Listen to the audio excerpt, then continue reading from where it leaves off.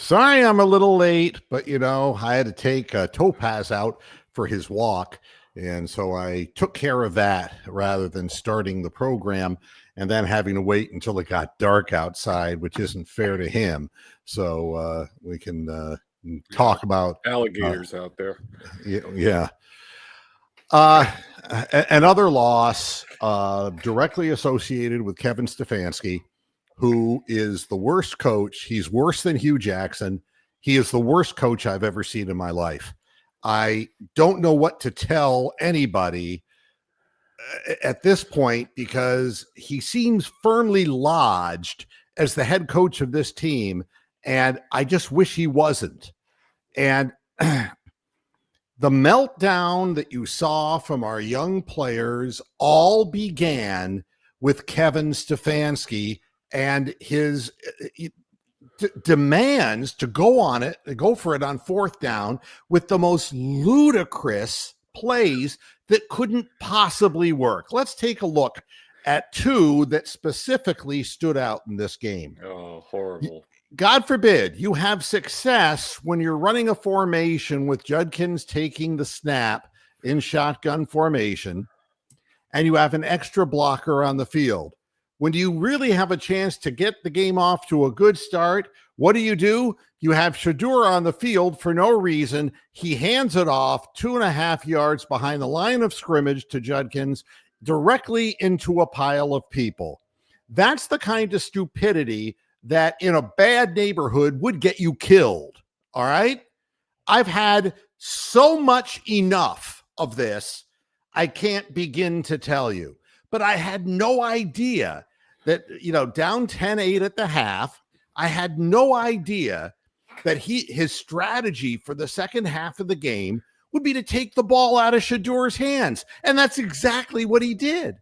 He took the ball right out of that young man's hands and started the most bizarre series of, we're going to run the ball. We're going to run the ball. Bullshit. And then it comes down to a fourth down way in your own territory. The game is still up for grabs and the play isn't going to get off. The clock is down to 1 second. And you don't call a timeout because, damn it, that's my play. That's my play. I called it, not Tommy Rees. Tommy Rees doesn't call that play, folks. No. That's Kevin Stefanski. It's got his signature all over it. And what does he do? Of course, what Kevin Stefanski always does, he shits his pants and then says he has to be better. Fuck him. Fuck him in his ass and his mouth. Fuck him. I'm done with this guy. I don't want to watch this anymore. He is a destroyer of team morale. I've never seen anything like this before in my life. Hugh Jackson was one thing. But this guy's not even offering to jump into Lake Erie. Wow, I mean, that fourth call play was so bad. Kevin should be investigated for that one. Really, I mean, you wonder. Hey, Hammer Time. I'm on a roll here, so just hold back for a moment. I'm on a roll. Germans bombing Pearl Harbor. Yes. So what you do is you snap the ball with less than 1 second on the clock and a short, regular snap, not a deep snap, to a tight end who's never done it before in his life. And the reason we know is because we saw what happened. And two, he's a rookie and we've never run the play before. And it's like, what does he do? Does he think of this shit a day before the game and say, and just in case, we got to put this into the playbook in case we're in a situation. What? That you're in your own territory? You're only down 10-8? And you panic like that, and now you wonder why Larvidan lets the ball go through, why all of a sudden the dumb, horrible plays have started again. That in the beginning of the third quarter, you have the ball with the wind, and what do? You run the ball. You don't even let Shedeur throw the ball. Through the entire third period, two fucking passes. Two! You can't be serious. And and God forbid, you saw what happened. You saw what happened when Shador went down briefly. You know, it was like watching Clark Kent getting into a goddamn phone booth, except he's a midget. I mean, hey, I'm here, I'm going in. You know, this whole thing can't continue. It just can't continue this way with the fans watching the product. And there is no blame to be pointed at with Shador. None. No blame whatsoever. 100% of the blame starts with the incredible bad, I don't want to kick a field goal in the win because I'm so conservative, Kevin Stefanski, still calling the plays. He's a fucking liar. I don't believe a thing he says. Not a thing. Those calls, there's no way that Tommy Rees in his imagination just comes up with that. There is no way. That has Stefanski's fingerprints all over it. These plays that don't have a chance to work. 10-8. And you don't throw the ball when you're going with the wind, knowing you're going. You saw what happened when Shador, the 2 times he threw a ball down the field against that wind, they started knuckleballing in the wind. I mean, you weren't going to throw into that. Siciliano described it as a Tom Candy knuckleball. Yeah. I mean, the ball Tom Candiotti threw that ball. Fluttering all over the place, because if you don't throw a perfect spiral in that situation, and how many people always throw a perfect spiral, the wind's just going to take it and tumble it end over end. And that's, that's when Kevin decides that he's going to throw the ball. Yeah, because he ain't going to throw it going with the wind. Fuck no, we might win. And we can't have that. But he's going to go up there and say, we got to be better. And I hope somebody shoots him. I really do.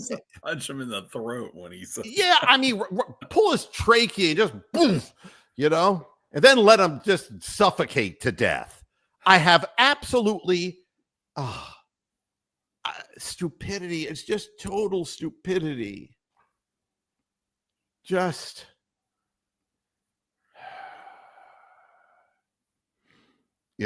why is Bubba still with the team? Because his name's Bubba. What do you think? He's stupid.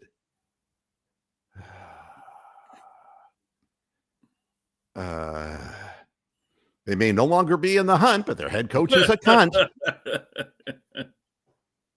That might be the best quote of the entire weekend. The fact that they actually had them on the graphic over the weekend kind of was like, thanks so much. Special teams came on a smaller bus than the rest of the team for the practice facility. Yes. I shouldn't know. The whole point of this show is I'm just sitting here in Florida and I shouldn't know. But I can tell you what this jagoff is going to do before he does it. You don't think the opponent knows?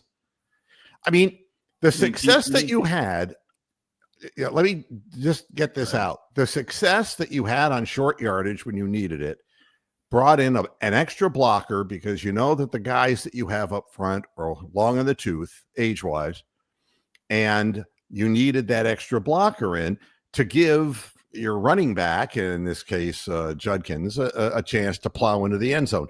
Obviously, the only time they run that play is near the end zone rather than needing the yard in order to win a football game. It's really mystifying to me.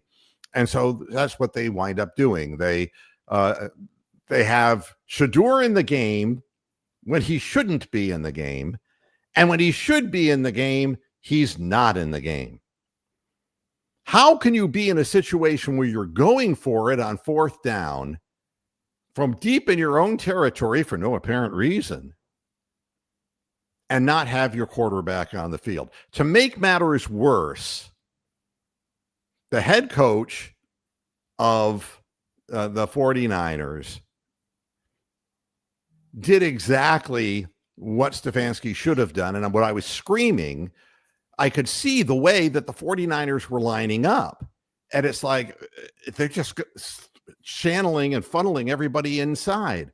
All you had to do was fake the handoff and run around the end. And you'd have easily slid into a first down. And who ran the play? Well, of course, the 49ers did, because they have a professional head coach. And the guy goes into the end zone untouched. Brock, my foot's hurting Purdy. He is able to run that because we funneled everybody. You saw Myles Garrett and Schwesinger go inside, and all he had to do was prance into the end zone. But our people aren't smart enough. We don't have a lack of talent, folks. We have retarded people in important coaching positions and ownership positions of this organization. They are mentally retarded. They're people who are low IQ people, but there's nothing special about them. And you're going to lose, and you're going to lose, and you're going to lose. We have enough players to win more games than what we've won. Tyson Campbell has done a nice job, and Newsome was horrible.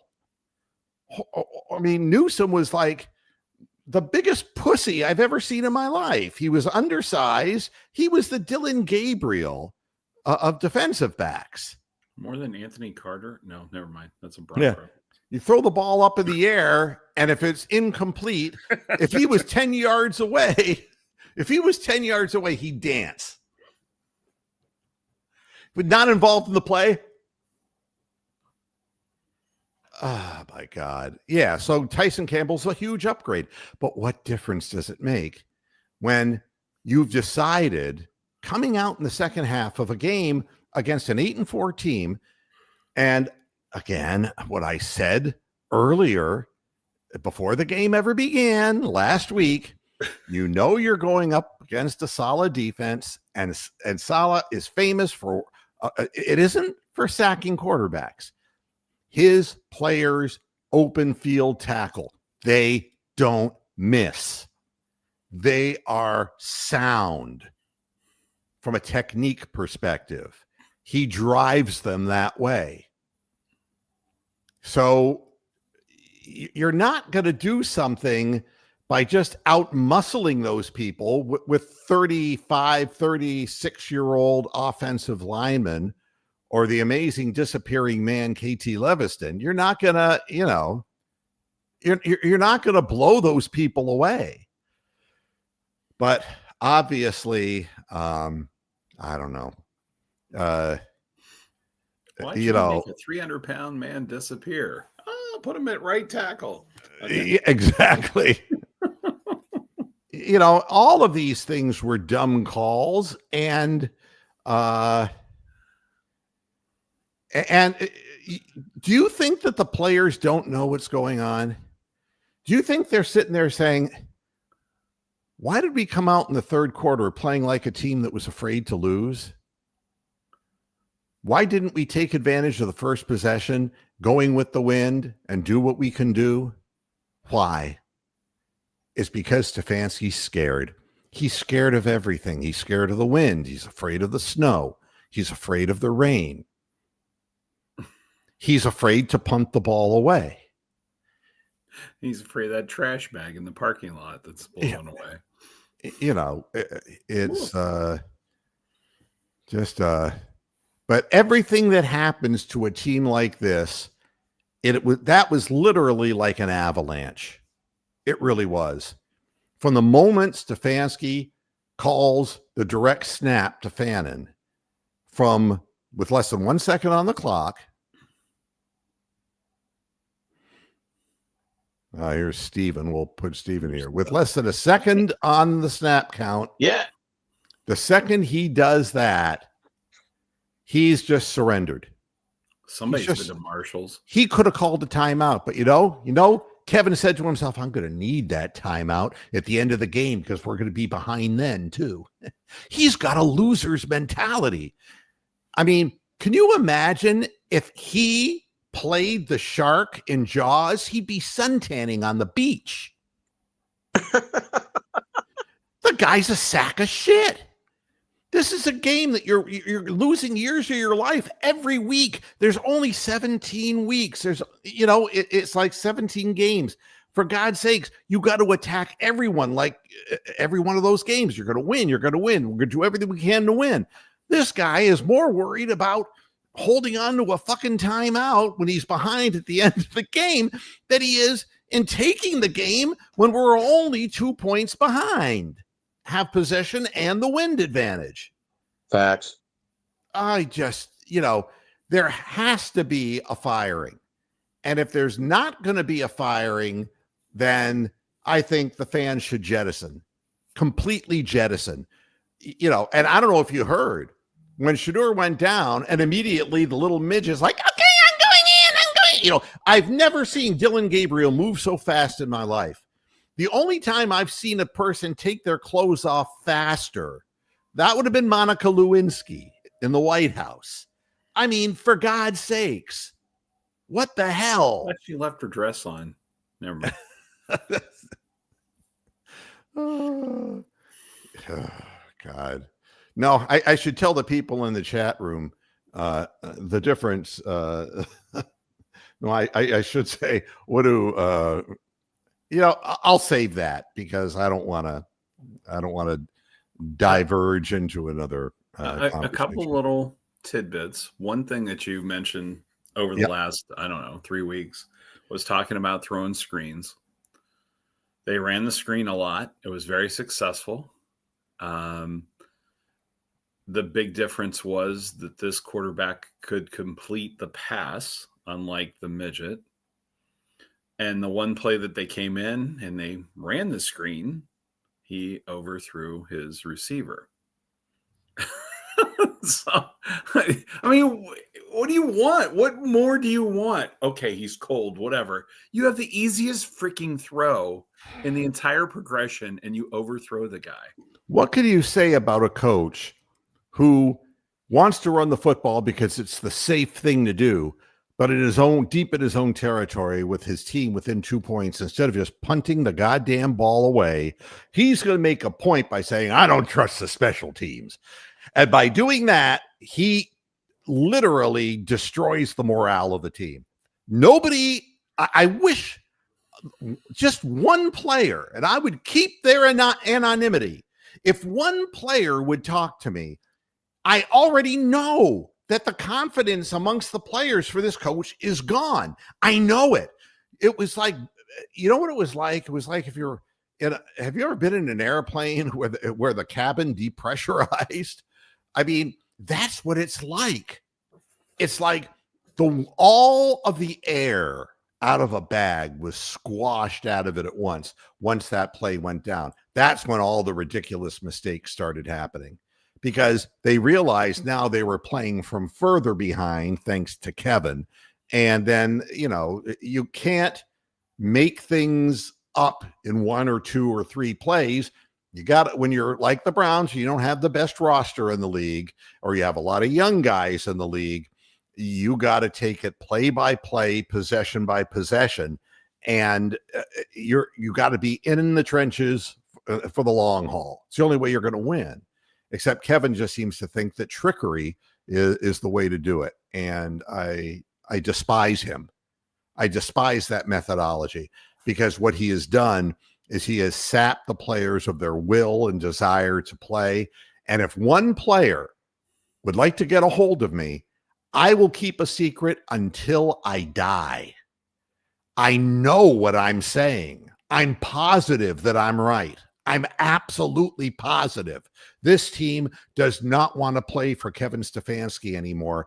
And if the owner of the team had any balls whatsoever, he'd shit can him. And I guarantee you the following week, the team would play much better football just to have his weight off their shoulders.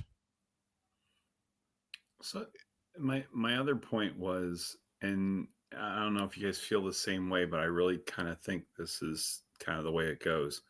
Did it seem like Brock Purdy is what Shedeur Sanders would eventually become with the right coaching and the right You know what I mean? The ability to roll out, to extend plays, to do things, not necessarily, beat you with bullet passes down, just smooth.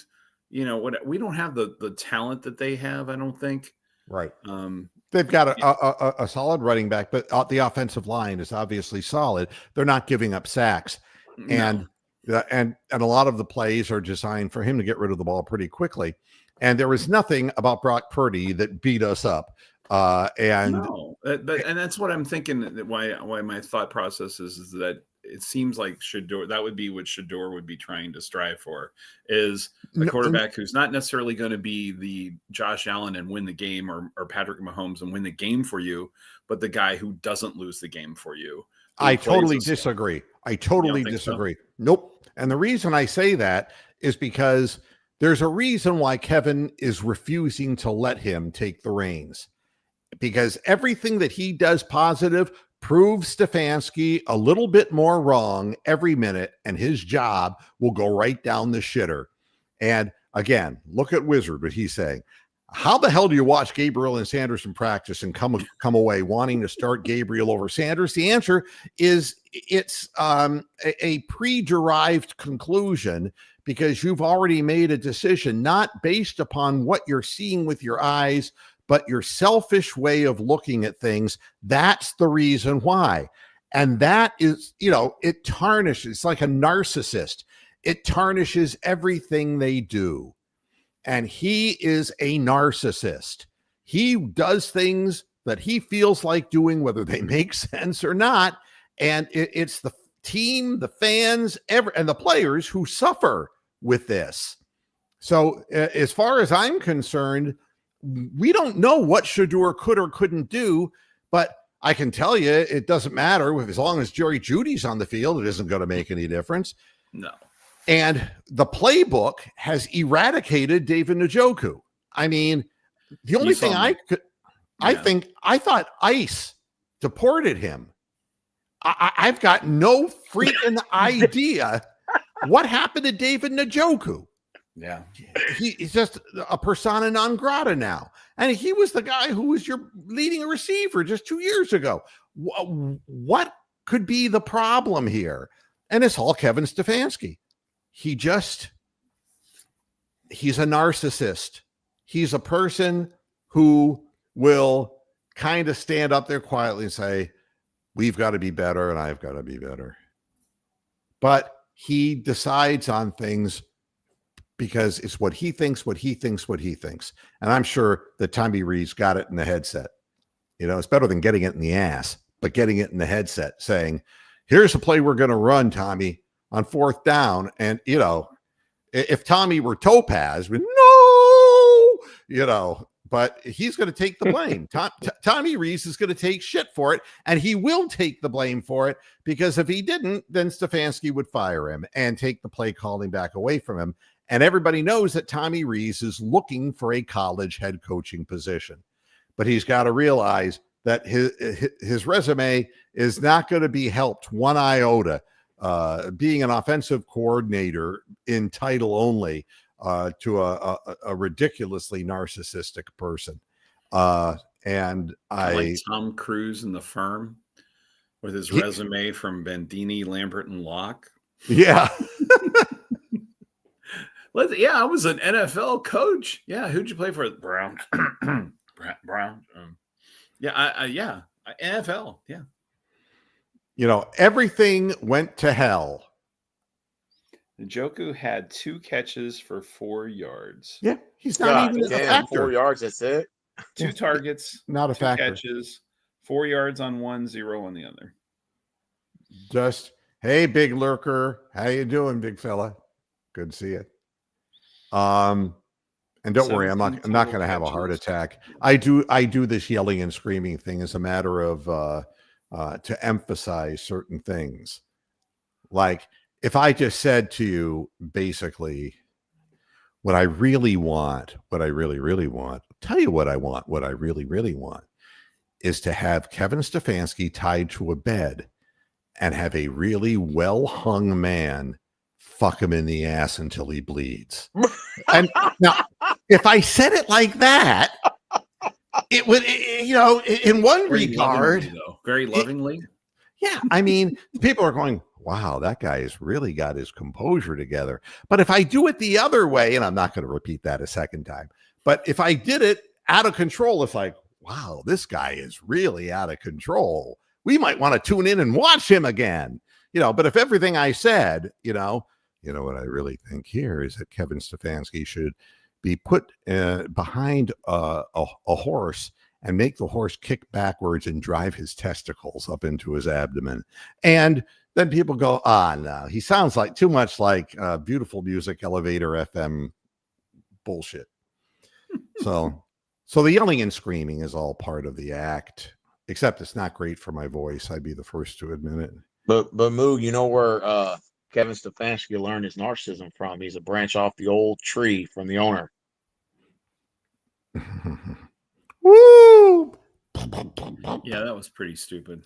Now, Richard, the moronic kickoff where Corley catches it and steps out at the 5. When did it happen?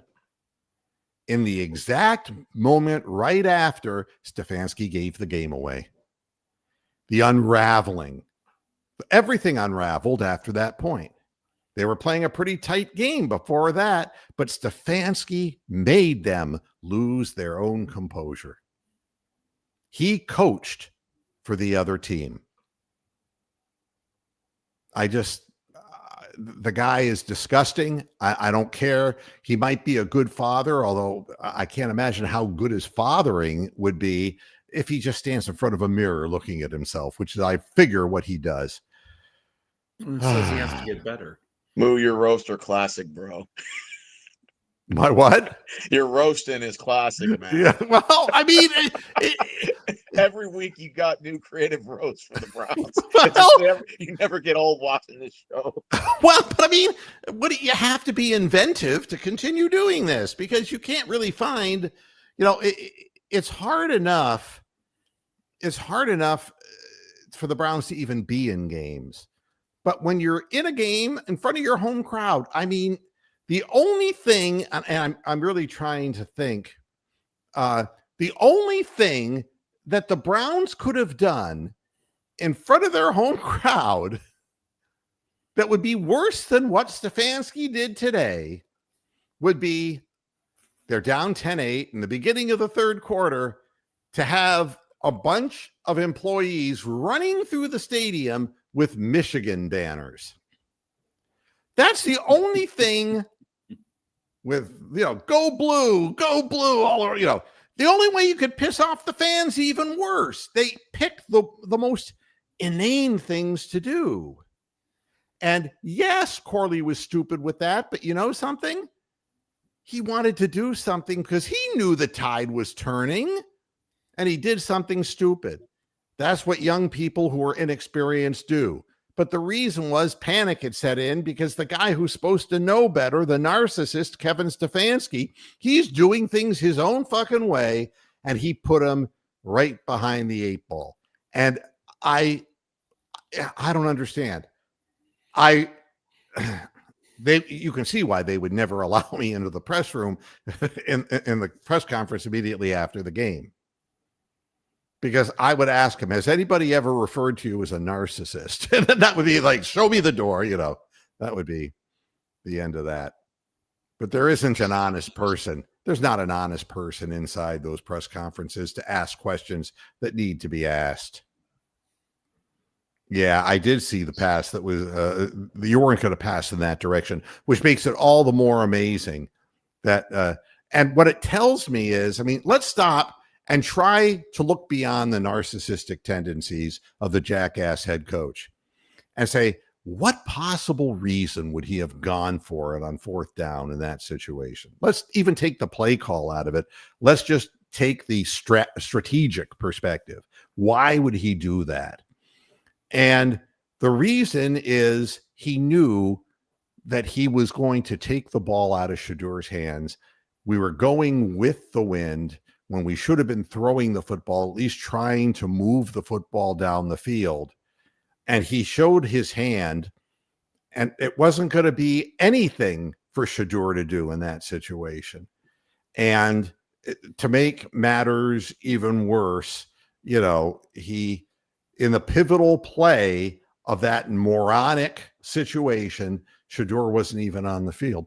So you tell me, how in the hell I can't for the life of me understand, even if Fannin took the snap, where was he going to go?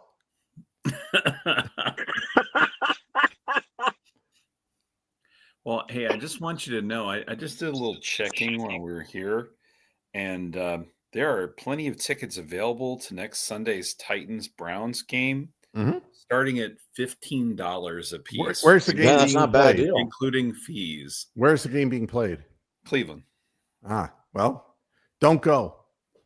Don't be lured by the low prices. Yeah. I can find you generic products off the shelf at a grocery store that you never want to eat, but they're less expensive. You can get lower bowl tickets as low as $81. Yeah, you can sit right up front for $80. 79. Nope, I just saw $70. I just saw 70. That Price price is will be actually reduced. I changing. refer to those It's as actually, there's 69. It's actually in 50s. It's changing as we go. The price is dropping quicker than Tesla's stock. It is dropping. Yeah, and I think it's referred to as lower bowel seats because watching from that close, it induces an indigestion issue and you end up shitting yourself watching. So I don't know. And no, you can't blame the weather at all. You can blame the strategy. When you have the advantage of going, and here's the other thing I don't understand. And let's start from the beginning of the game, shall we? Yes, do it. They won the opening toss. How is it that we ended up, I know that they decided they wanted possession of the ball, but didn't we have the choice as to which side we took? Oh, yeah, you totally do. How in the world would you have given up possession going with the wind so that you could go against the wind initially and be going against the wind in the fourth quarter? Somebody has to explain this to me. These are all fireable offenses. Nobody's going to ask him these questions. Didn't you wonder that? God. Aaron Rodgers has 19 passing touchdowns, which is the most by a Pittsburgh quarterback since 2021. It just tells you they've been winning with shit quarterbacks, and we can't do anything at all. Well, it's because there's no faith, no confidence in the coach. And you need, again, you need to find in Ohio, I noticed they do a lot of construction on the interstates and roads, like State Route 21, which goes right up and down, not so far from where my home is in Northeast Ohio. And it's always construction there. So we can find some heavy equipment and just back it over Kevin Stefanski, and we can just deep six him. We got to find a way to get rid of this guy, or just run over his legs so he'll never walk again. That way he can still be a dad. I don't want to take him away from his kids unless the kids want him taken away because he's a narcissist. And then I three turkeys in Garrettsville. And he'll get fired at the end of the year. I mean, Stefanski's out the door. I think he already knows it. He just doesn't care at this point. Nobody will force him when he stands up there after the game. Nobody will ask him the simple questions I ask on this program. I wanted to share something with the viewership. The last show that I did had a record number of viewers, over 2,500 views for a Friday show. Your show? Yes. I like how you said that, Stephen. I was shocked. What? That's amazing. And I don't even do any. know I that don't do many anything to people. promote it. No, I mean, and I'm honest about it. I've been on for 24 years, and I've got 917 subscribers to the channel. You can look it right up on YouTube. The subtitle was "This piece of crap." Right, but it's like people are so tired of being danced around with propaganda. Somebody has to tell the truth. And until somebody from the organization could start out by telling me how the other team gets the ball, I understand that's their choice. But how you choose to go against a 35 to 40 mile an hour wind in the first quarter of the game and in the fourth quarter of the game, and explain to me how that's good strategy, and I'll listen intently. You ain't going to convince me or anybody else of that. But nobody wants to hurt the narcissist's feelings. Unreal. Well, Cavs start in a little while, another hour and a half. Yeah, they play Atlanta. No, they don't play the play. Celtics. That's tomorrow. Well, Celtics. the Celtics, yeah, the Celtics will win. Tommy Heinsohn. Don't get me talking about the Cavaliers right now either. Grumpy.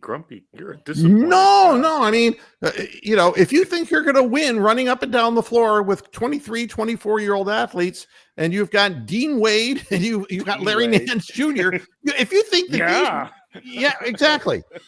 And you get run down every game. They just outrun you and outrun you and outrun you.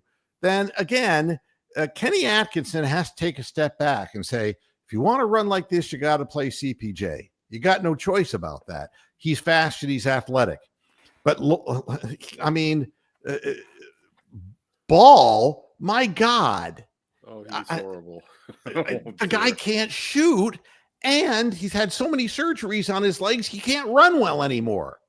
So why is he out there? He's like the bad version of a Coral and Chetty Osmond at the same time. It's just amazing. But Ball is the kind of guy who is living off the rarefied air that he was the number 2 pick all those years ago, and he never lived up to it. Yeah. So am I. So anyway, I really all that potential I had. But you wonder that the identification of the team changes as the bench players come in.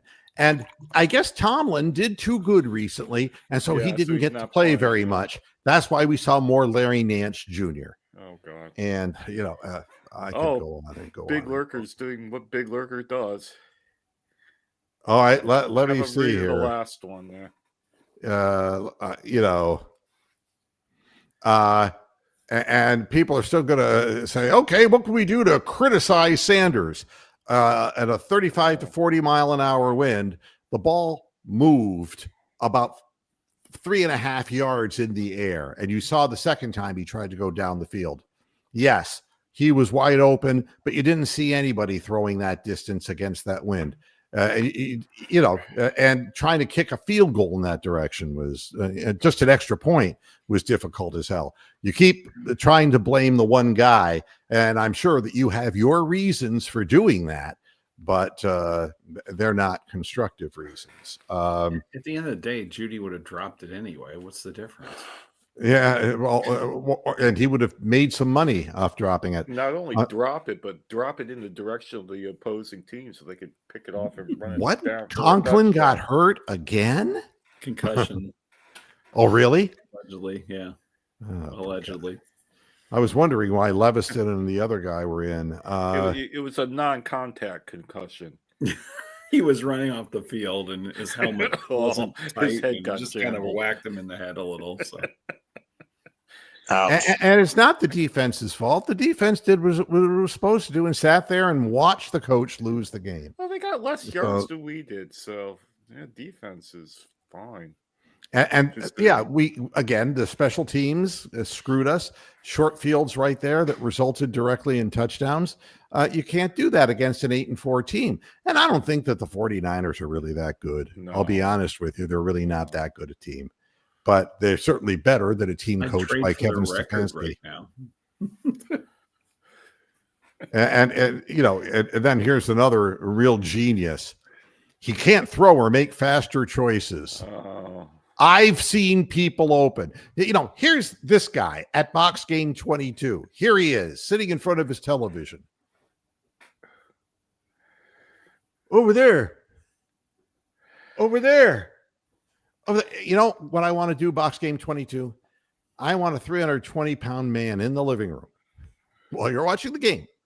So when the play There's starts, a few here there in the chat room. And every time one that can actually move. I'm sorry, never mind. And he'll line up just about yay far from you.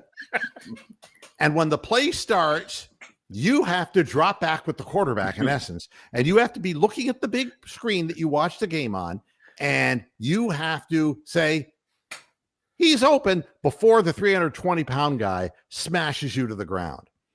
Damn. I would laugh my ass off. Wow. Such a stupid thing to say. You've seen people open. The only thing you've seen open was a 7-Eleven, and it probably was in the middle of the day. You're foolish. Don't discount those Slurpees, man. Bean stuff's burritos. God. Micro nuke burritos. Yeah. They still do those? Or is that like a 1980s thing? I'm sure you can. I don't know. I think it's Hey, so who ends up taking that AFC North title? Steelers or Ravens? No one cares. Yeah, that. somebody. Nobody. Yeah, I just. Melvin Cook coming out of the game. He's owie. God. Oh, No, yeah. I mean, right now it's so bad that the fans come to the stadium to boo. I mean, did you hear when the midget forced his way into the game? Oh yeah, No. The boos They that were cascaded definitely from. booing and they were cheering when Shador came back in. Gabriel forced himself in the game? Basically, I mean, it was like, I've never seen, it's like I told you, it was like Clark Kent in the goddamn phone booth. He got, he was taking gear off because it was freezing cold out there. He was taking layers off. He got out in the field before Shador was even taken off the field. You should do that in the Madden voice, describing Gabriel going out in the field. Boom. Well, I can understand that his clothes are smaller than most people. So it was easier for him to get them off. See, right over here, this sleeve is only this long instead of this long. I bet those boos were raining down when Gabriel came back in there. They did. So does Gabriel start next week? No. He's going to be deported to Hawaii. Bailey Zappi. I'm hoping Trump steps in and just deports him to Hawaii. He's not sure who his president is, right? Oh, dear. Who is the It's not president of sad. Hawaii anyway. Is he going to have a heart attack? Well, it doesn't really matter because I love these crazy outbursts because I laugh so hard I get a hernia. Oh, da do da day. Wow. Yeah, well, I mean, it's what's unfortunately sadly laughable is the Cleveland Browns. Yeah, and isn't that the truth, Big Lurker? I mean, Dylan Gabriel threw 52 passes, and he takes the ball out of Shador's hands.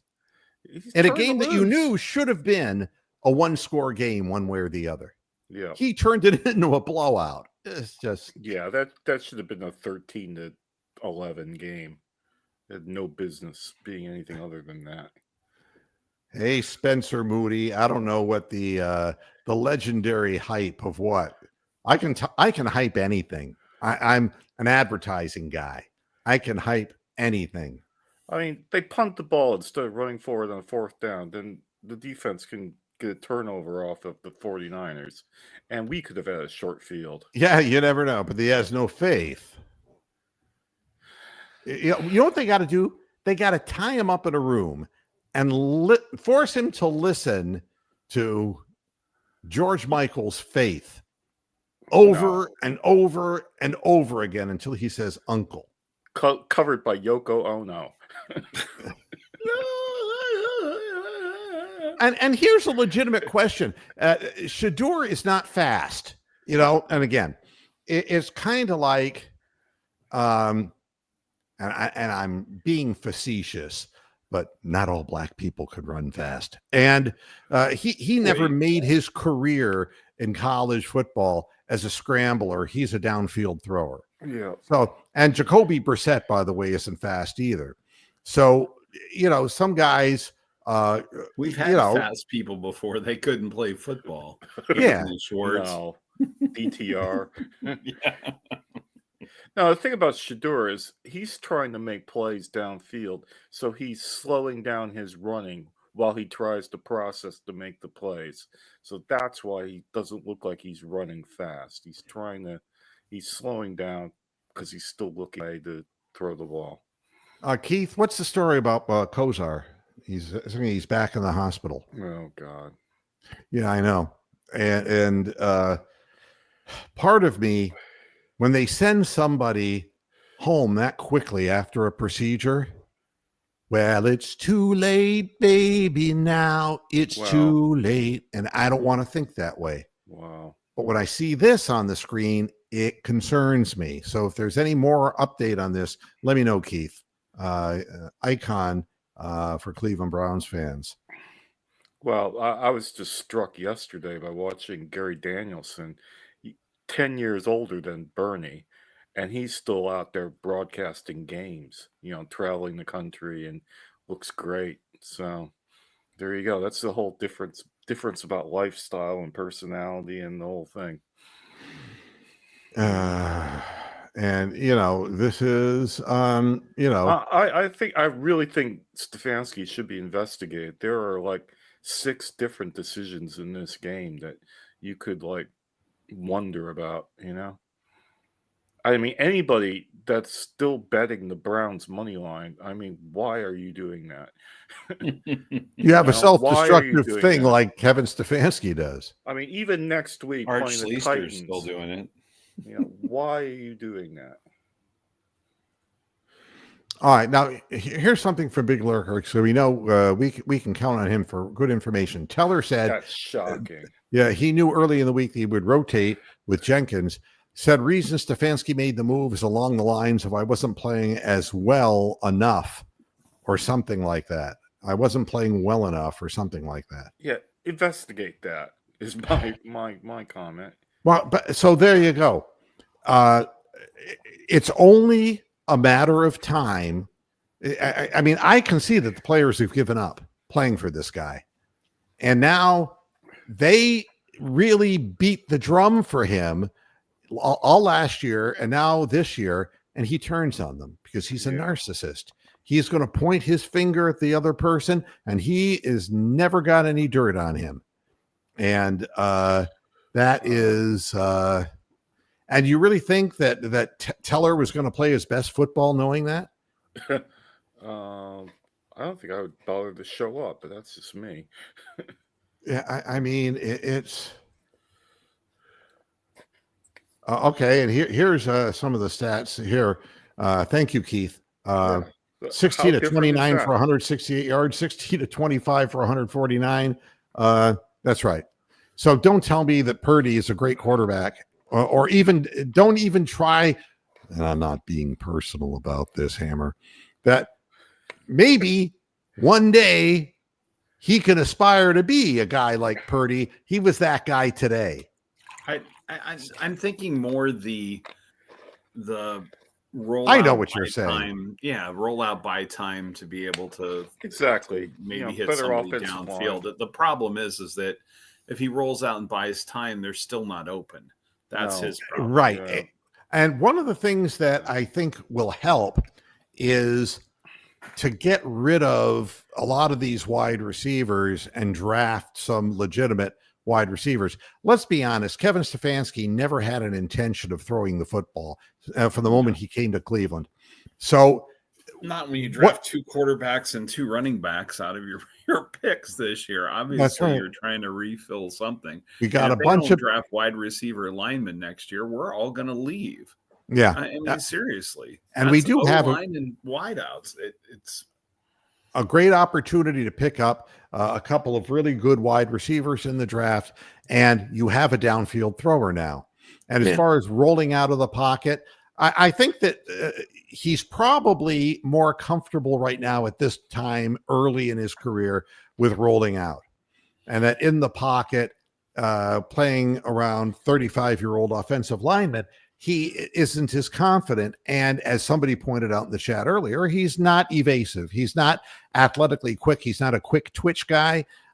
He's a guy who's going to hurt you down the field. He's a very accurate thrower, but he's got to either buy time by rolling out, which is what they're trying to do, or they've got to get offensive linemen along with those wide receivers and go that way. We have two really good young running backs. I'm real happy. We have a really good young tight end. I'm really happy with that. I would trade David Njoku. He has trade value, and let him play in a team who's really going to utilize him as something else besides a blocker. And I would do anything I could to get as many offensive linemen and wide receivers onto that team so I could let Judy go, so I could, let all these guys go who are just not going to amount to anything. Yeah. And I don't want to be in a situation where we have to keep bringing up receivers from the practice squad. We've been seeing this year after year after year, and they never contribute. Cedric Tillman, get rid of him. He's not going to do anything. He stops running in the middle of patterns. I mean, don't need it. Don't need it at all. Yeah. And let's see what else we have here. Browns head coach Kevin Stefanski adds that Shedeur Sanders will continue to be the starter next week versus Tennessee. Yeah, but won't let him throw the fucking ball, though. Right. So what does it matter? If I were Shedeur Sanders, I would stand up there and say, that Kevin Stefanski will continue to be the head coach next week. Yeah, exactly. Jimmy Haslam made this call because we need to sell more jerseys. It's Christmas time, you knuckleheads. Yeah. It's well, the reason why the win was so bad was there was nobody in the upper bowl to break it down. It was just like tumbleweeds. Buy those $13 tickets. Yeah. And I'll tell you something, and I put up comments from all points of view. And when they're horribly wrong. Yeah. No, and I may disagree. I may disagree with what you're saying. And this is saying, he expects the defense to beat Houston like they did with the Raiders, and Shedeur will get the credit. And what I don't want to break your heart, but I want to put this in a tactful way, because I'm really in private life a very tactful person, and Shedeur is better. And the reason I don't have to go any further than asking your mother, I mean, comparing your dad to Shedeur's better. That's what your mom told me. So I'm just trying to be calm and collective, and you can't afford in a bad weather game where a lot of points aren't going to be put up to put yourself in the hole with bad decisions or making risky plays or things of that. Or, Kevin talks about the turnovers all the time, but they're of his doing. Everything that happened today is his doing. And I bet you that the special teams coach, Bubba Ventrone, could go to another team and do a better job. The well is poisoned in Cleveland because of Stefanski. And he couldn't do much worse than he's doing right now. So, wow. The ceiling is pretty much unlimited at this point. Kevin Stefanski, when asked if the quarterback is still week to week, or Sanders will get the rest of the season as a starter, I'm not going to get into all that other than say we all just have to play better. I want to put a stick of dynamite up his ass and blow his intestines out. I cannot stand this man. I just can't stand it. I wish he would just go away. My goal is to get better this week. He's going to get fired at the end of the year. That's my prediction. I just think they're just playing it out. Oh, I think it would be the biggest surprise if he didn't. Yeah, if he doesn't get fired, then we know they are definitely tanking next year. Yeah. Well, remember, Hugh Jackson didn't get fired at 1-7 or absolutely. 1-16 or And 1-15. accused, We're trying to break the record. yeah. You can only lose so many games. I mean, now they have 17, so it's there for the taking, Kevin. Now, I'm the only Jewish podcaster on YouTube not getting money. That'll tell you how bad the show Wow. is. Damn, Moo just roasted himself. You bet. And I'm an equal opportunity roaster. Let's see what else we have here from Big Lurker. Oh, Topaz. Kevin, yep. Fighting. Doggy Fannin. ball. Somebody's at the front door, but I can't do anything about it. So Topaz. somebody Get rang the doorbell, and I won't know who it is. Maybe it's Brian Hoyer. Kevin Stefanski on the fourth down play Dorsey. call with Fannin. If you feel good about the plays, you feel good about converting on those. Felt good about the call, just didn't get it done. Well, of course, it was your call. You narcissist. Yeah, Go away. I thought it was a great call until it didn't work. Don't go away, mad. Just go away. that's it. Hey, Moo, can we let Topaz call the plays next week? It would be more intelligent. More from Kevin. Thank you, Big Lurker. Losing's always disappointing. You're my hero. Losing is always disappointing. It's frustrating. He knows. It's frustrating. And for your players that work so hard and put so much into this, you want to put them in a position to succeed. Obviously, we didn't do that today. Now, here's the deal. Munchausen's by proxy. This is what we have. Our coach suffers from Munchausen syndrome by proxy, which means he puts a little bit of poison into the food that the players ingest until they slowly lose their will and ability to play. But still cares about him. Yeah. That's exactly right. That's top comment there. If Tanya Harding is available for hire, not as head coach, as a hit woman. Hit woman. Absolutely. Take his knee out. Yeah. Well, I think you get Carl Spangler from Caddyshack to like stab his Achilles, and he'll be hooking to the right all the rest of his life. Hey, Mr. Moo, doesn't all the head coaches in the past that Cleveland's hired, they turn into narcissists after like a year? No, this guy was born a narcissist. I mean, some already were, like Mangini and Butch Davis and Hugh Jackson, Pat Shermer, Kevin Mike Stefanski. Holmgren, don't they all turn into narcissists after like the first year? No, Kevin Stefanski, when he emerged from the womb, he had a full head of hair and he was brushing it in front of a mirror. This is who he is. He has to retire. That's something that the Godfather would say, but he wouldn't really mean it that way. We got to make Kevin an offer he can't refuse and chop off one of his hands or he's gone, But remember, Hugh Jackson, after every loss, we have to look at the tapes. Remember Mike Holmgren? He goes, don't ask me for a playoff ticket at the end of the year. Yeah. There's so many questions, and there are more questions than there are answers because there are no answers. And I'm just waiting for Mary Kay Cabot to just start filleting Kevin Stefanski. Wow. I mean, I just, for the life of me, if you're a thinking person, none of this makes sense. The long developing routes is, I think what's happening is the receivers are just running down the field so that they can get out of the way. And they're not looking back for the ball. It's amazing. Yeah, it really is. I'm going to check my phone real quick here. If somebody wants to jump in and say something, just to make sure I haven't messed up anything.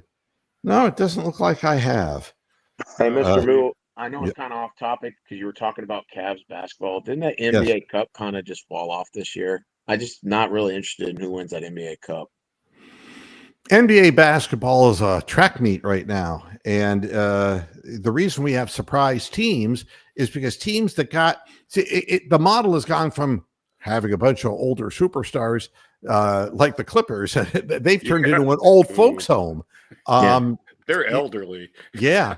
And so now, you got the up and down thing to get some new blood into the playoffs. I think that's what it's all about. It's just with the NBA Cup, man. What I don't get about it is there's a bunch of 3-1 teams that don't get in, and they do like this point differential crap. So like, there's like 4 or 5 3-1 teams that won't get in. It's like you win 75% of your games, but you don't make the knockout stage. It just doesn't make sense to me. I don't know. The first 2 years were pretty cool. But it's just like this year, it just kind of just fell off. There's nothing really interesting about it. The NBA is trying to do something that's blatantly European by having this NBA Cup, having an in-season cup format. And, European things either take in America or they fail spectacularly. Yep. Yeah, and that's just the way it is. Like Major League Soccer. I'm a believer in being a prick. No, I'm a believer in when people make bold predictions. All right. Oh, no. And David Talevsky. Oh no, you're gonna out him. Oh no. Oh. Yeah. I have a bold prediction. This was sent to me on Friday after I did the show. Browns and Bengals both start winning. Steelers and Ravens collapse. Browns at Bengals week 18 for the division. He's gone to Australia. His head's upside down. I mean, his down under. His head's like he's not facing the right direction. The blood's all going to his head now. And the toilet's swirling around the wrong way. And then this was my favorite. I can't do it verbatim because it was somewhere in my phone. Usually he just sends me private messages, which is cool, and I enjoy hearing from David. But he wrote to me. He said it was during the halftime show. He said, "What happened?" He goes, "I came back and the Browns were behind." He goes, "I figured the touchdown, then go right into the halftime." It's like, that's why you watch the games, dude. Wow. So it's like, it's to be fair, my head hurts. It's probably 4 a.m. out there when he wrote that. So I know what that's like. I'm watching games at odd times. So give him a break. Yeah. And as far as Shedeur Sanders, the jury's out. I don't sit here and say this guy is going to be the next whatever, but he's better than Dylan Gabriel. He is. He has more composure. He throws a more catchable ball. And it would be kind of nice to see him in a game where there wasn't these dramatic climate things, because if we were to sit there and judge Brock Purdy on his 16 of 29 for 168 yards, we might say that he's a sub-mediocre quarterback. But because of his reputation in the past, you see, he gets more kudos. Well, I got to have a bigger sample of Shedeur, and that was the idea. We gave 6 games to Dylan Gabriel, and now we're going to give the final games to Shedeur. We're going to be able to compare. I'm not trying to rush to anything because you ain't rushing anywhere. We don't have the roster to be able to beat people, and we can't beat Kevin Stefanski. He's the best defense against our team winning. It's I don't know, man. Yeah. Well, he wasn't even under the center. He was slightly to the left of the center. I don't know what that was. It looked like one of those Fumble-Rooski plays. That's what I thought was going to happen. It was the Fumble-Rooski. He got it drawn up by the annexation of Puerto Rico. That's, I believe, what they were lining up. Oh, God almighty. Hey, all I know is the person that had the best weekend of all is Brutus Buckeye, who managed to go out he's on the snow and do a script Ohio on the field. Good for Brutus. And then walk through and X out the M in the end zone. Talk about a troll job supreme. Somebody needs to get this kid an NIL. I'm telling you right now. Gotta give him a game ball for that. Or, I know, golden pants. But again, you look at how the game started out for Ohio State, and it was fugly, and you're like, oh God, here we go again. This can't be happening. But you see, cool heads prevail. With Stefanski, there's no cool head. Oh, He that- feels Yeah, they like made the Wolverines look like the Browns in the second half. Like Yep. they had no idea what to do. because they had confidence that they could run on them and that they could overpower them, that man for man, position for position, they were the better football team.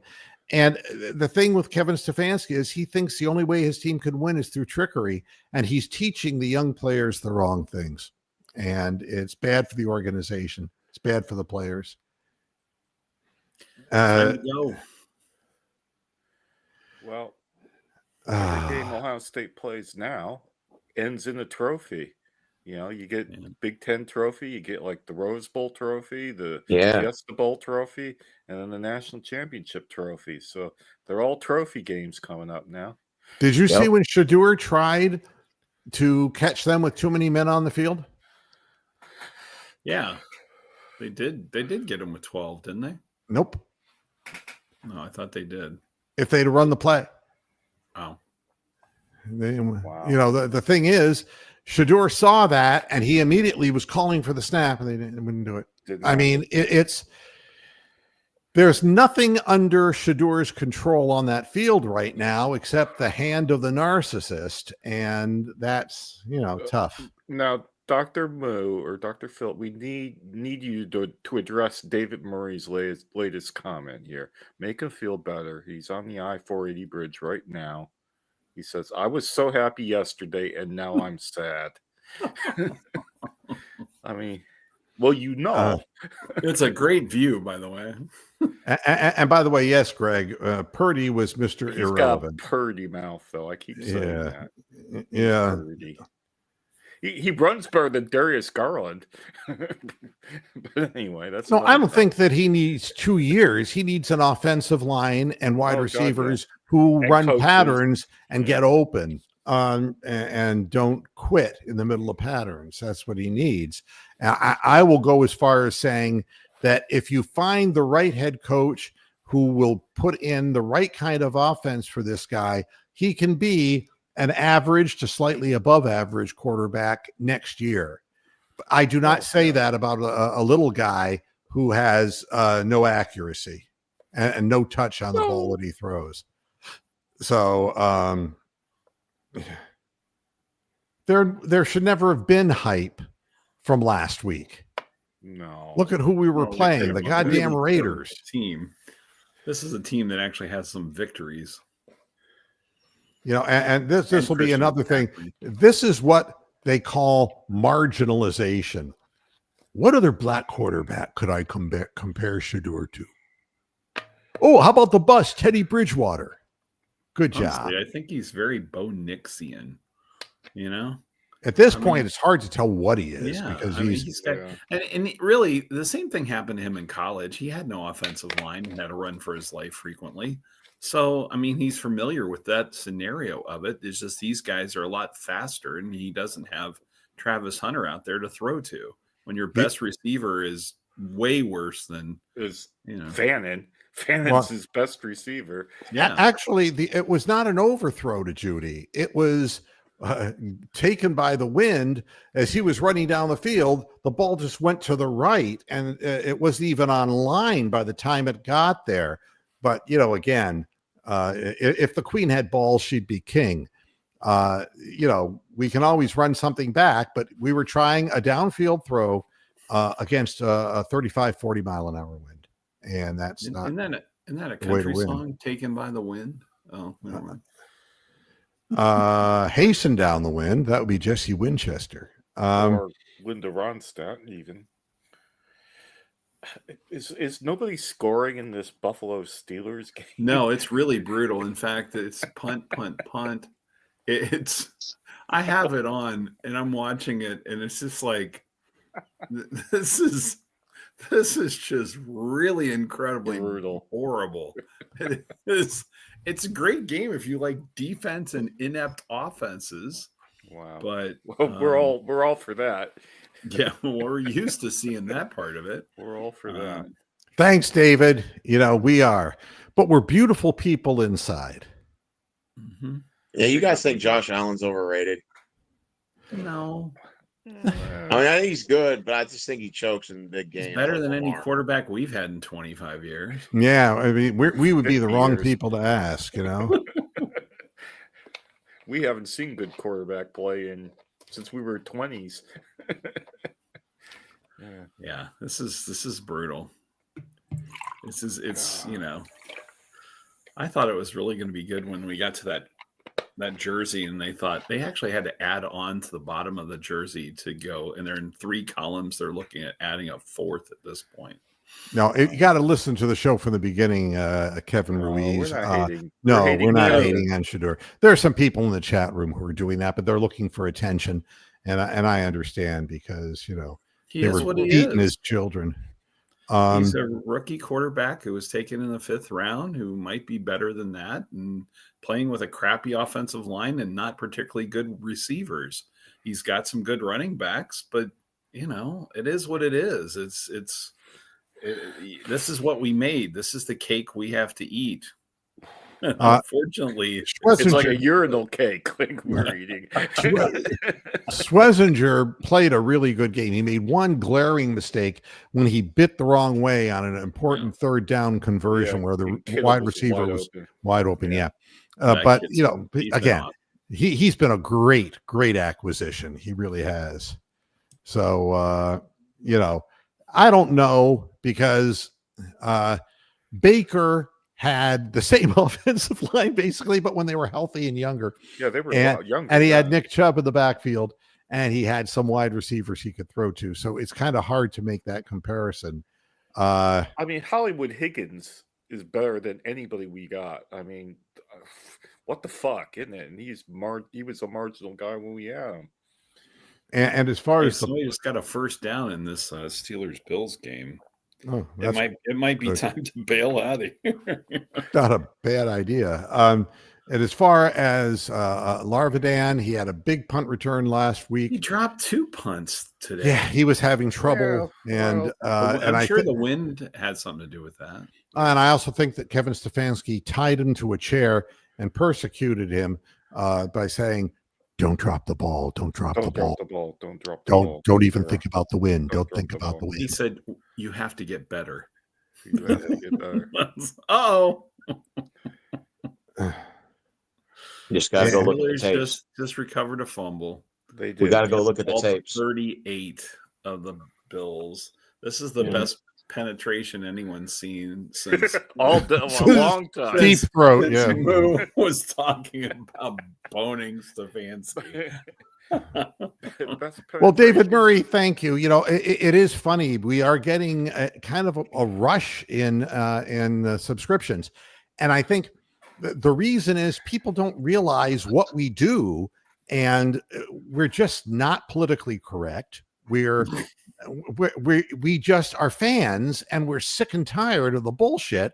And I have an open forum, and if you want to put something smart up in the chat room, something dumb, I will respond to anything, and I'll be equally rude, because the cow character that I have created for this program is very different than the way I am in my social life. Could you imagine if I went to a party and said, beaten up? Yeah, something, I wish a mule would fuck you in the ass, and it's like, oh, by the way, Happy New Year. It's what I like about you, Moo, is you're authentic. Like most people put on an act on YouTube. You're one of the very few YouTubers I've met that is this is who you actually are off camera. Like authentic.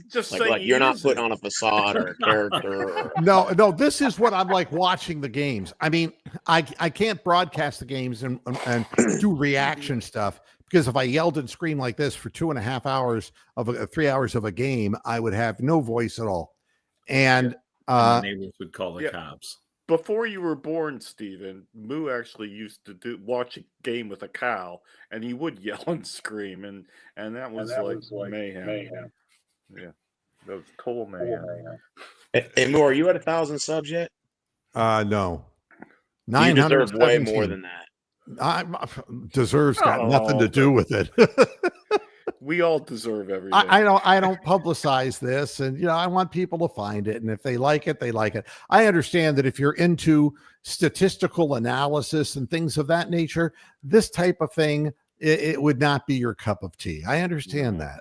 But, if you're an aggravated fan who's sick of, people going on the air and just feeding you bullshit spoonful by spoonful without addressing the real issues that are facing the team, if you want to hear about stuff that I believe is really hurting the players as far as, their confidence and their desire to play in this system, that's what my job is here. And I will take all of my experience in business and explain what I see with my eyes. Yeah. And Moo, not that I don't think you've ever been asked this question before, but have you ever considered merging with TikTok and maybe doing TikTok? It's I have the ability to do that, but in order to broadcast live on TikTok, I would have to have 1,000 followers, and I have 100 because I can do it. At 100. Yeah, you only have to have 100 because it's 100. I can actually broadcast live on TikTok because I'm now up to 100 followers. How the hell that happened, I have no idea. Yeah, what are they all, strippers and hookers? I think they're chubby bots, chasers. basically. I think they're all from either Russia or China, pretty much. But yeah, Yao Ming. they're all strippers. They're all porn. Are they all bots? Yeah, but I could do that. I can. Well, right now I am allowed 3 different places to kick the show out to, and I could take it off of Facebook and put it on. I can put it on. Oh, it was Instagram that had the higher number. Yeah, Instagram you got to be up there. Yeah, but the TikTok, maybe I'll think about that. I'll do some reading reading your about shirt that. or something. Hey, Moo, I think you'll blow up on TikTok, and I think that's where your money will come in. You won't even think of YouTube. Oh, much. he doesn't. No.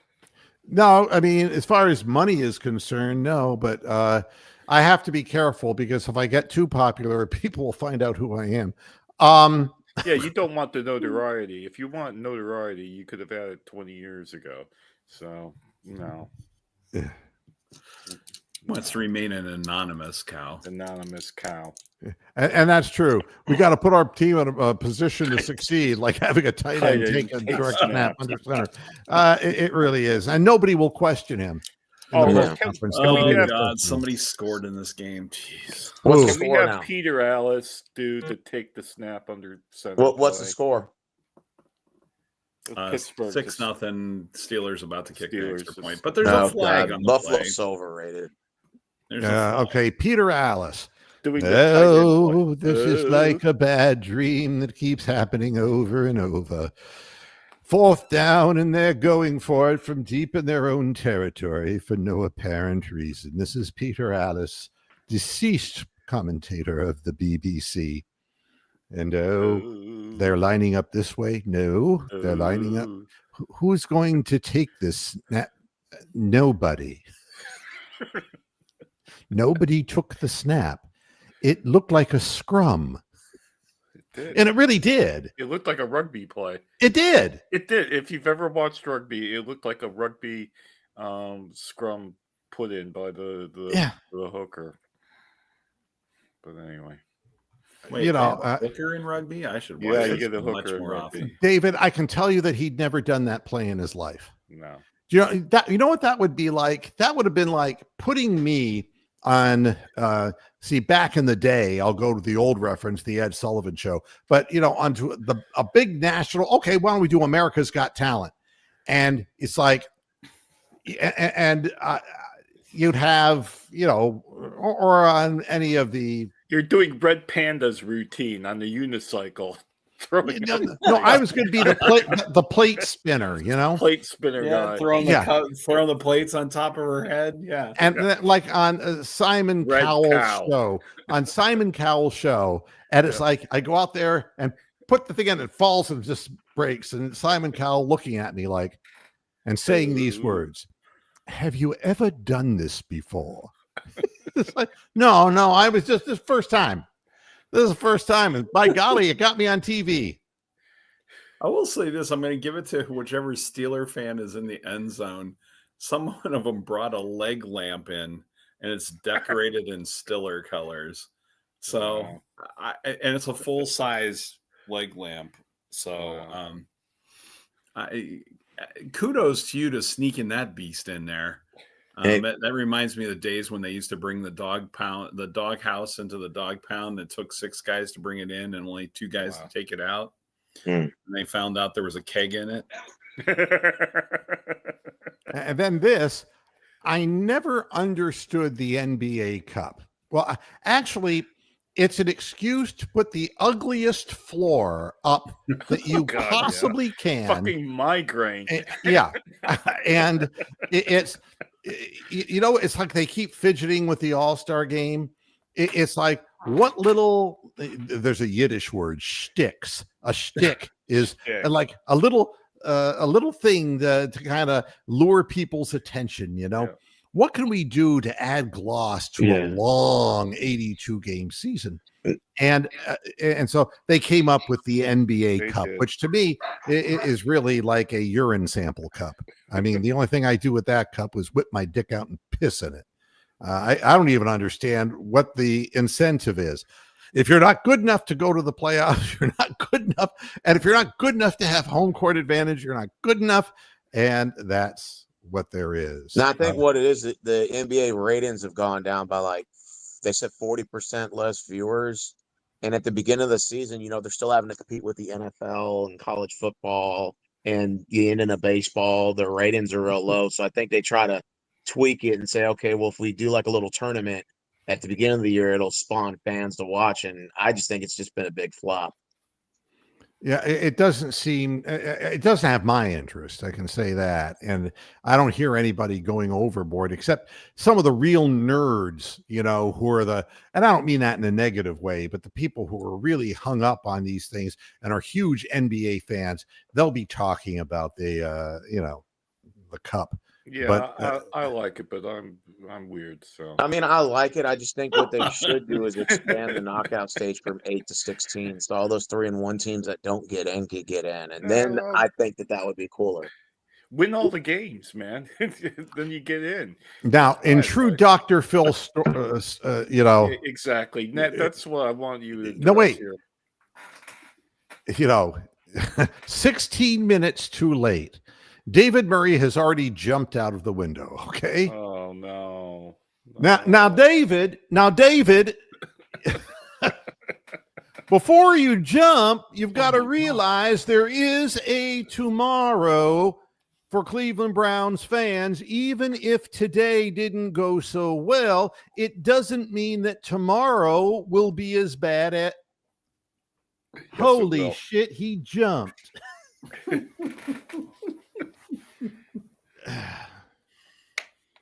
I love you, David Burr. I love you.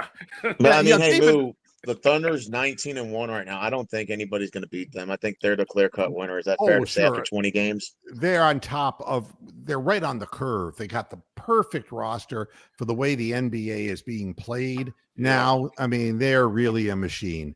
And but always could be injuries. You don't wish that on anybody. Yeah, of course. I mean, pending injuries, OKC looks like they're the forefront winner 20 games in to win the whole thing. So it's like you kind of see the writing on the wall. And the East is a crapshoot. It's like crapshoot, barrel in the bucket. Yeah. Now the thing here is that the whole Shedeur Sanders thing. We shouldn't be thinking in terms of what he will become. We have to see how he looks when we have a real head coach. Yep. And until then, this year, the team has given up. It's clear that the team's given up. And I saw a piece of video that's floating around the internet that I'll see if I can dig up on and put up on the program tomorrow of Jerry Jeudy arguing with Shedeur on the sidelines. No way. Yes. You saw that thing I sent you earlier this week with them showing the different plays and how our linemen were like clueless. I don't know if you got a chance to look at that I sent you, but it was like they had the end zone view, the all 12 kind of coach thing. View, yeah. They were all 11, and they are all 22, whatever they call it. But anyway, it was like they're showing it from behind and showing the play and showing the plays develop. And our offensive linemen. Offensive was a key phrase there. They were just horrible. They would have a zone block, and they would end up double teaming someone else, and someone would come through free, and Shador had a run. And this was last week. It was really tragic looking at this thing. So I don't know. I want to find that guy again because it was so good. I don't know where he pulls his stuff from, but it was some great analysis. It really showed you exactly what we're dealing with on that line. They're just so out of touch with, and it's they have injuries. They put in these other guys who couldn't make practice squads on other teams, but we've got them now, Yeah. Now, Keith, if you got 1,000 subs on YouTube, we'll give you a reach around. You don't understand. Their arms aren't large enough to reach around. Thank you. You see, but I am. It's self-degrading. That's the thing about me. I will degrade you. I'll degrade myself. I'm self-degrading and self-defecating because I'm getting old. All right. Yeah. Well, thank you. Be safe. I appreciated it. I'm not like that. But if somebody's going to try a reach around, they're going to pull a muscle. Never mind. Yeah. You should be fired from a cannon. There you go. Yeah. The coach stripped them of all of their desire to play the rest of the game. I mean, they lost the will to live, man. He could be on America's Got Talent. I think I've seen that on there before. Oh, yeah, the cannonball guy. Yeah, the one thing I can say is that the people who are following me do listen to the program. The other part of things is my timeline. That's a different story. It's all, it's either the one side or the other politically throwing and hurling. You can't tell the Nazis in Nigeria from the far left in Nigeria. They're all from the same country. Yeah. Yeah, Eli, you're right. Run the single wing and just be done with the whole thing. I think we should work on that fumble Ruski play a bit more and try it again next week. So wait, so how does a fumble Ruski work? You lay the ball down and the guy picks it up and takes off of it. Yeah. Oh, you'll find out that Tommy Reese didn't call that play. Oh, but he just said that he didn't really. But Stefanski. It's a Tommy Greasefire. Yeah. Yeah. Yeah, he was saying, we really thought that I didn't think you had a say in this. Yeah, he slipped. Tommy's play. Yeah, he slipped. The mask fell off at that point. Yeah. Yeah, and David Murray, I agree with you here too. I mean, it's turned into 100 possessions plus per game, firing up threes from every angle. It's helter skelter. And what's bothering me about the Cavaliers more than anything besides Lonzo Ball playing? The thing that's really bothering me is that we have a really good young guy in Evan Mobley, but we've tried to make him into something that he's not. And he can knock down an open three, but we give him the ball in areas that force him to dribble and get his pocket picked. And playing this ridiculous helter-skelter up and down the floor, we're giving up so many points in the paint and transition and layups that this great shot blocker and intimidator that we have defensively, the defensive player of the year in the NBA, is not even of any value. Yeah, that's a good point because he's too knackered to play defense, and also the number of turnovers in that Atlanta Hawks game was absolutely shocking. I don't know what that final turnover stat was, but it was appalling. It was really bad. And I thought the Cavs were going to win that game.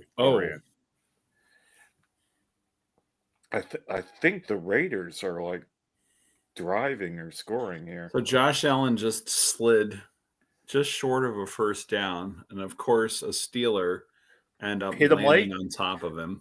Yeah. So did they throw a flag? A bunch of cheating bastards. Oh, they didn't throw a flag, of course. No flag. Wow. Oh, God. I had the Eagles for sure winning the Super Bowl this year. Now I don't know for sure. So sure, they've lost 2 in a row. Well, I got to get the hell out of here. Cats in the half Hey, I've hour given now. everybody their money's worth because this It's is like free. This is a free 90-minute Discourse whatever of you could call it. a Hey, foul Lou, I don't think I've language. ever seen you do an hour and a half show as Well, long if as you I've go been on your if panel. you can go another 58 seconds, you can Break a record. Yeah. But the thing is, This is we pretty will bad on the forever. table. I Get mean, beat and See, look we're at old. that. We can only be on the show for an hour and a half, and then we have to go pee. So I'm going there to is that's change the the other part name of the too. show to Fat Men Fetishes. The old man factor. Hey, Moo, so what is your record-breaking longest podcast? Do you know? I really If you don't. could date back, have you ever done a 2-hour, 3-hour show? No. It's never been. But 2 I saw hours. you when you were drunk doing that. And, I'm quite sober and I couldn't possibly think of things to say for 2 to 3 hours. But Well, no, I think the longest I've seen you since I've been on your podcast was like an hour and 27 minutes, and now we're already approaching an hour and a half. So today's show is actually your record. I For- think you well, at should- least as long as I've been on your podcast. 7, 6, 6, 5, 4, 3, 3, 2, 1. Now you've officially done 90 minutes for the first time ever. Wow, November 30th, 2025. I thought I'd never see this move. I think I No. joked around and told you that like 3 or 4 years ago. I'm like, would you ever do an hour and a half? You're like, no. You're like, 115 is fine. I'm like, okay. Well, I'm lonesome. I'm old now. I'm old and lonesome. I mean, And Friday's show was a before long I show. go, I want to do my impersonation of seeing as how the next thing we're coming up on is Christmas and then New Year's was Dick Clark's last New Year's countdown. Seeing as how we did the countdown, and it's like I'm Dick Clark. I 10, 7, Oh, 8, 4, 1, 6. Happy New Year. And that he died the year after. He died. So, He's yeah, dead. he died. Yeah. Yeah. He was, Yeah, Moo. Well, I appreciate it. This was a fun show today. I said I was going to be on it, and I was. You were, by golly.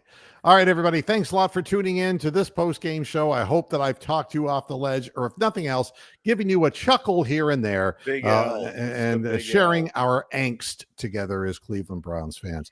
I'll be back again tomorrow on a little bit more thought-out program, which is not going to change in tone. So if you like this show, come on back tomorrow, 5 p.m. Eastern Standard Time, and I will be here. Up and over. Thanks a lot, everybody, for tuning in. And until tomorrow, hasta la vista, Pastor Heads. Good night. Moo.